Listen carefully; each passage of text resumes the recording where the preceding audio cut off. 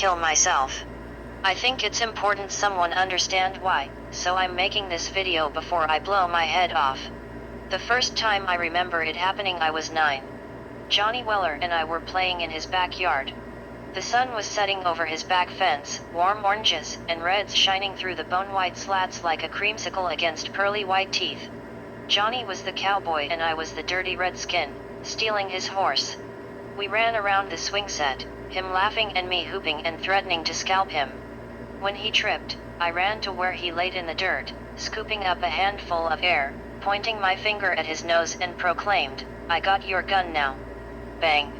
Johnny's head exploded in a tremendous blossom of crimson blood, slate-gray brain, and chips of skull that sparkled in the setting sun.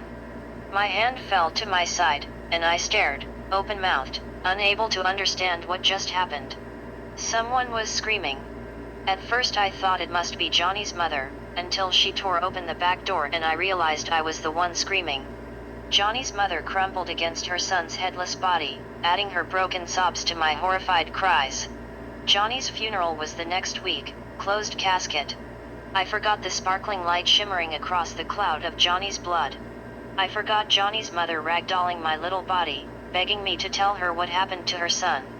I forgot the sheriff telling my mother Johnny was hit by a falling bullet, one of 26 cases each year.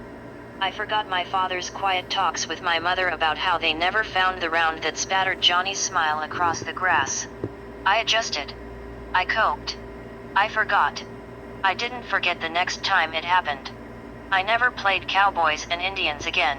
In fact, I can't remember a single instance of any shooting game played by little boys anywhere in my childhood. I do remember the little girl in the park, popping her little Nerf balls as she bounced around. She ran up to me, brandishing the weapon and shouting, "Hands up!" I smiled and complied, dropping my sandwich in mock terror. I lifted my hands to the sky and petitioned for mercy. A true homicidal maniac in the making, she executed me with a flurry of staccato pops. I dutifully played dead, sprawling across my bench.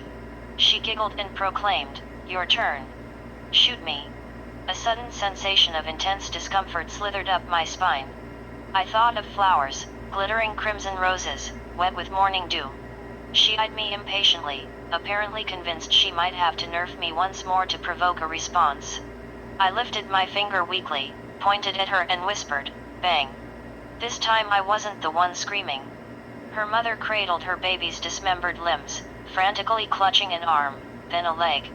I had pointed my finger at the little girl's belly button.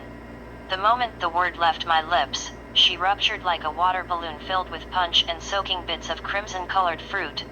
Johnny Weller's decapitated body filled my vision, the slow red of sunset sliding down the front of his striped shirt.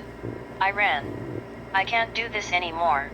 I got pissed at Laura yesterday and put my finger in her face to tell her off. I didn't even say it. I couldn't bring myself to sop my girlfriend's brains off the kitchen floor. I can't do this anymore. All I have to do is put my finger against my temple and say it. At least I'll go out with a bang.